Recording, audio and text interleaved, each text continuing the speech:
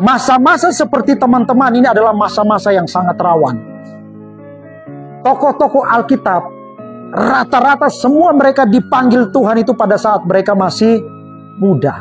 Mereka dipanggil Tuhan, bahkan dipakai Tuhan. Bahkan hari ini kita bisa mendengar kisah mereka tentang Timotius, tentang Daud. Itu mereka dipanggil Tuhan, dipakai Tuhan itu pada saat mereka masih muda. Proses yang pahit datang silih berganti. Tetapi mereka tetap berkata, yes Tuhan, aku akan tetap memilih dan memutuskan mengikuti apa yang Tuhan mau. Timotius hari ini dikhotbahkan di gereja-gereja. Itu menjadi contoh dan panutan buat kita anak-anak muda.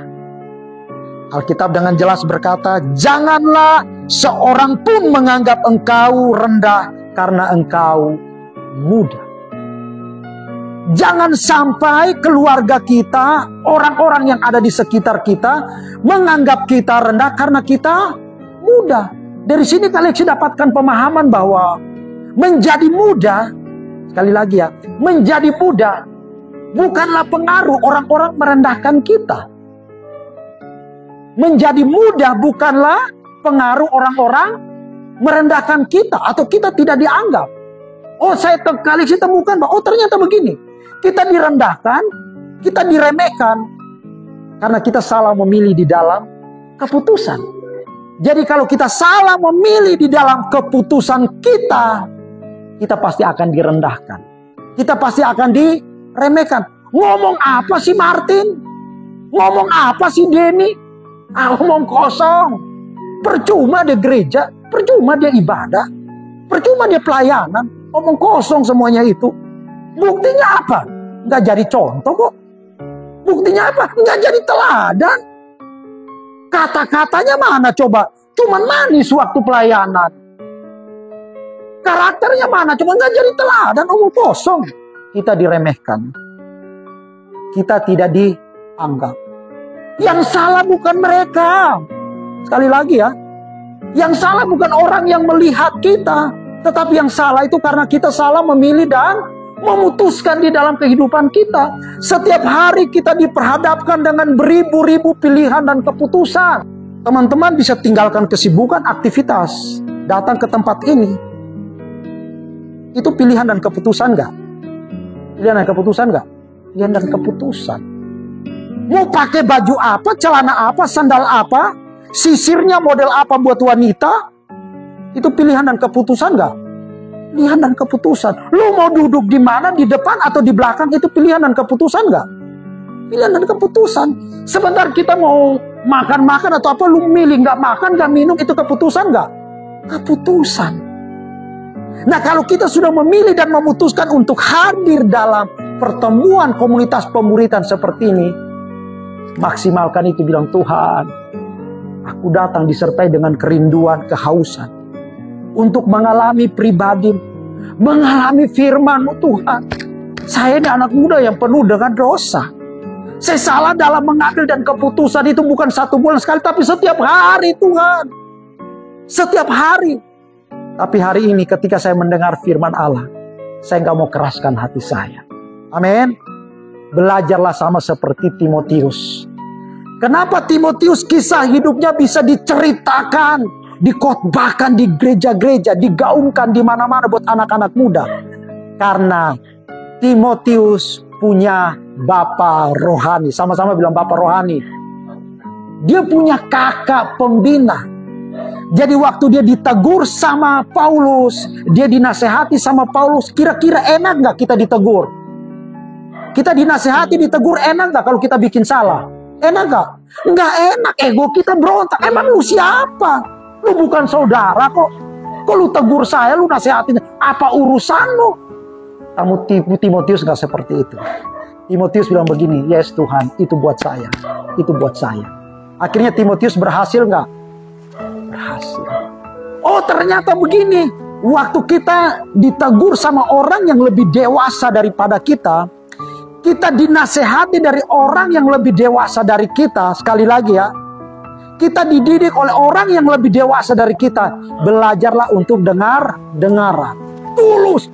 Oh Tuhan, itu buat saya, itu buat saya, itu buat saya. Bukan orang lain. itu akan menjadikan masa depanmu indah penuh harapan. Bahkan hal-hal yang terbaik yang Tuhan sediakan, itu akan kita alami. Supaya kamu dianggap dan tidak dianggap remeh, itu sederhana. Alkitab bilang begini, kamu harus jadi teladan di dalam perkataanmu. Sama-sama bilang, jadi teladan dalam perkataanmu. Mulai dari sekarang belajarlah untuk memilih dan memutuskan, ya, di dalam setiap ucapan dan perkataan-perkataanmu adalah ucapan perkataan yang memberkati, menyejukkan dan menginspirasi orang lain. Amin. Jangan sampai kita salah memilih dan memutuskan, perkataan kita ini melukai, menyakiti dan mengecewakan orang yang ada di sekitar. Ujung-ujungnya mereka bilang begini, percuma lu ibadah hari Minggu, lu datang kebaktian hari Minggu cuman 2 jam hanya panas-panasin kursi di gereja.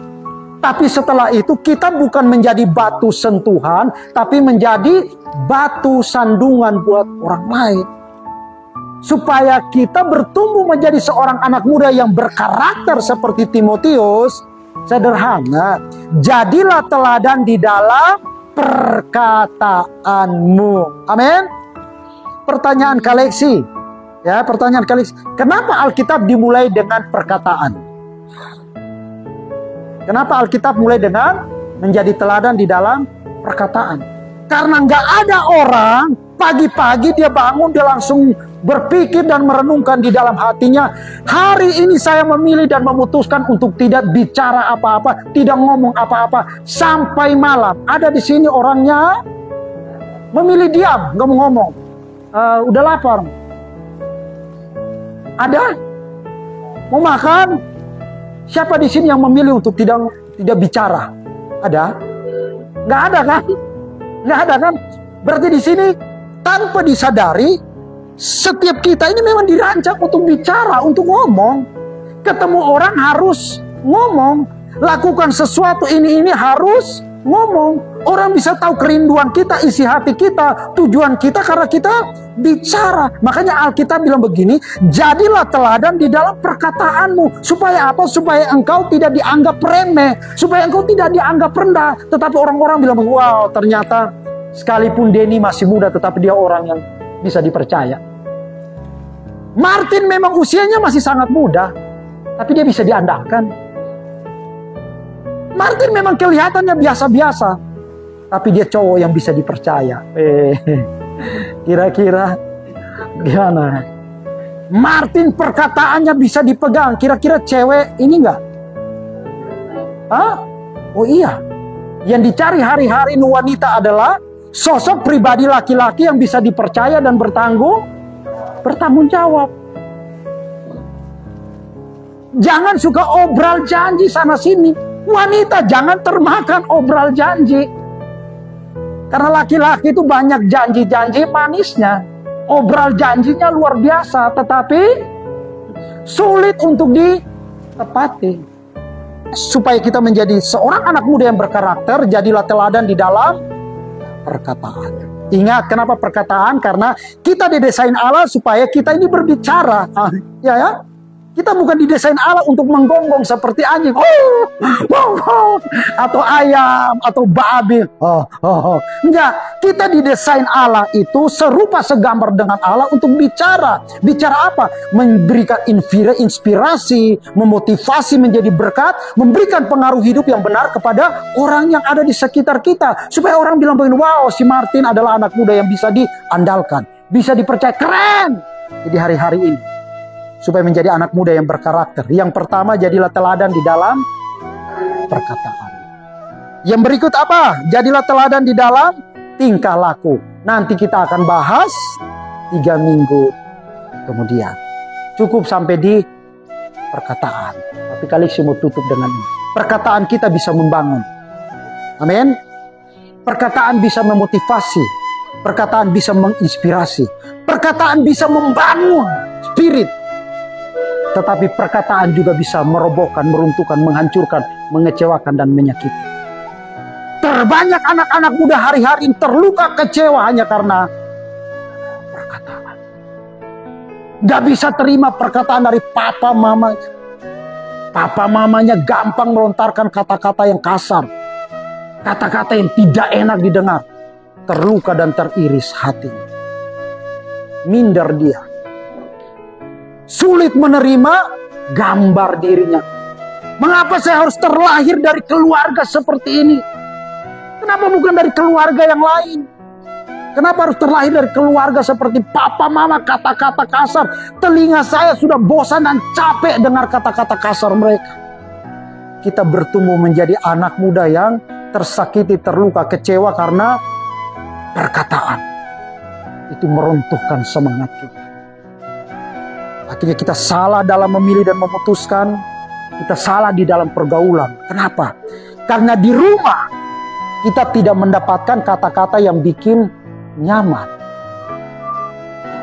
Di rumah kita dipanggil, hei, kambing, babi, atau kamu gak bisa dipercaya. Tapi waktu di luar mereka panggil kita, hei bos. Kita lebih nyaman di mana?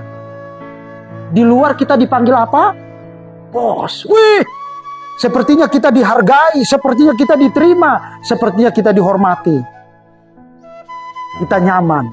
Sekalipun kita nyaman dikelilingi oleh alkohol, rokok, mabuk, dan pergaulan yang tidak benar. Karena kita dipanggil bos, kita nyaman. Kita nyaman. Di rumah kita nggak dapat kata-kata yang menyejukkan. Anak-anak cewek tidak dianggap. Dia merasa bahwa saudara laki-lakinya lebih dianggap, lebih dihormati dari orang tua daripada anak cewek. Kata-kata kasar, kata-kata yang tidak pantas dia terima. Di luar ada orang yang panggil dia, kamu cantik. Dia merasa dia diterima, dia merasa dia dihargai. Kamu keren, dia dipuji. Serahkan semuanya, hancurlah gambar diri. Saya punya anak cewek, saya sering gendong dia, saya sering belai dia, saya sering ajak ngobrol anak-anak saya. Karena waktu saya kecil, saya nggak pernah diajak ngobrol sama papa mama karena mereka nggak ada. Saya nggak mau itu menurun kepada anak-anak saya. Saya belajar untuk menjadi sahabat buat mereka. Anak saya yang cewek dekat banget sama saya. Dia mau cerita udah curhat kayak orang dewasa. Makanya dia baru usia 1 tahun, saya udah bawa dia ke Indramayu di hutan-hutan pelayanan misi yang nggak ada lampu. Dia temanin saya di mobil. Bayangin dari Jakarta jam 9 malam masuk Indramayu kurang lebih 3 jam setengah, dia tetap temanin. Dedi, kok ini ada lampu tiba-tiba masuk ke kampung-kampung yang sama sekali nggak ada listriknya, lewati hutan. Dedi, kok lampu-lampunya hilang? Dia tetap temanin. Kenapa? Karena dia nyaman dengan saya. Saya ajak ngobrol, saya jadi teman buat dia. Saya kadang belai dia. Saya bilang, Shen, kamu cantik, kamu luar biasa, kamu anak Tuhan, kamu diberkati. Karena saya nggak mau. Orang Timur itu kata-katanya, walaupun nama saya Lexi, tetapi dipanggil apa? Hei babi, tolong ambilin om ember. Benar nggak Martin? Benar. Tapi yang anehnya kita bukan babi, tapi kita berespon loh. Kita ambil. Oh iya om. Monyet loh. Monyet lah. Kita bukan monyet. Ambil, benar nggak? Siapa namanya? Orang Timur. Jadi kita udah mulai terluka dengan kata-kata kasar. Yang tidak suka kita dengar. Itu melukai dan merobek kita.